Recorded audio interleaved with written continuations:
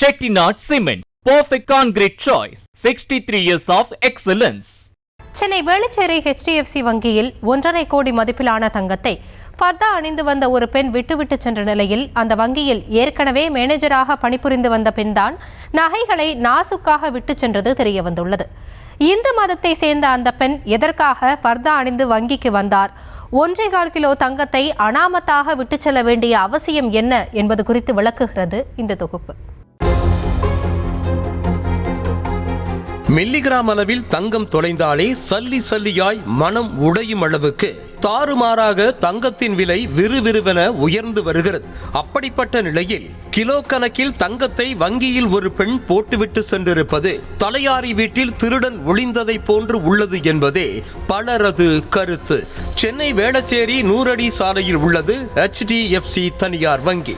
இந்த வங்கிக்கு கடந்த 5ஆம் தேதி பர்தா அணிந்தபடி வந்த ஒரு பெண் தன்னை சர்மிளா பானு என்றும் தனது கணவர் பெயர் அப்துல் எனவும் அறிமுகப்படுத்திக் கொண்டார்.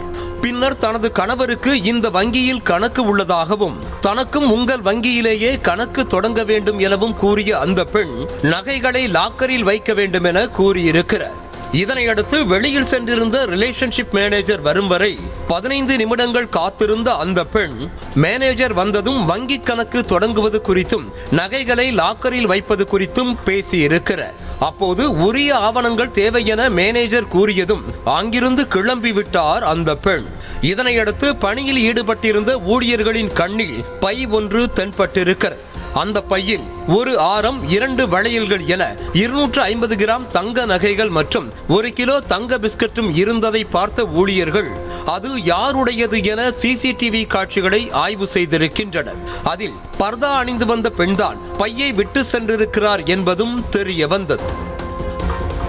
பொட்டு தங்கம் காணாமல் போனாலே சிட்டாய் பறந்து வரும் மக்கள் மத்தியில் 1.5 கோடி ரூபாய் மதிப்புடைய அந்த தங்கத்தை உரிமை கோர 5 நாட்களாகியும் சம்பந்தப்பட்ட அந்த பெண்ணோ அல்லது அவரது உறவினர்களோ யாரும் வருவதைப் போல தெரியவில்லை. இதனையடுத்து வேளச்சேரி காவல் நிலையத்தில் வங்கி நிர்வாகம் சார்பாக புகார் அளிக்கப்பட்டது. பையை விட்டு சென்ற பெண் பர்தா அணிந்திருந்ததால் அவர் யார் என்பதை கண்டுபிடிப்பதில் போலீசாருக்கே சிக்கல் ஏற்பட்டது. அதனால் அந்த பெண் வங்கிக்கு வந்த பாதையில் இருந்து கடைசியாக அந்த பெண் சென்ற இடம் வரை உள்ள அத்தனை பகுதிகளிலும் உள்ள CCTV காட்சிகளை அலசி ஆராய்ந்தனர். அந்த CCTV கேமராக்கள் கடைசியாக காட்டிய பாயிண்ட் தான் வேளச்சேரி ராம்நகர் 2வது தெருவில் உள்ள கிருஷ்ணாலயம் லேடிஸ் ஹாஸ்டல். அடுத்து அந்த ஹாஸ்டலில் இருந்த பெண்களின் பட்டியலை சேகரித்த போலீசார் அவர்கள் எங்கு பணிபுரிகிறார்கள், எத்தனை ஆண்டுகளாக தங்கி இருக்கிறார்கள், அவர்களின் சொந்த ஊர் எது என விசாரணையை முன்னெடுத்தனர். அப்போதுதான் பெரிய ட்விஸ்டே காத்திருந்தது.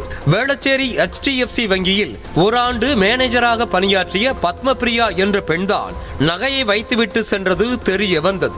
அவரிடம் தொடர்ந்து நடத்தப்பட்ட விசாரணையில் தான் பத்மபிரியாவின் திருட்டு பிளாஷ்பேக் அத்தனையும் வெளியில் வந்தது. பத்மபிரியாவின் கணவர் ஸ்ரீனிவாசன் கோடிக்கணக்கில் பணம் வாங்கி பிசினஸ் செய்திருக்கிறார். அந்த பிசினஸில் நஷ்டம் ஏற்பட்டதால் ஸ்ரீனிவாசன் தற்கொலை செய்து கொண்டார்.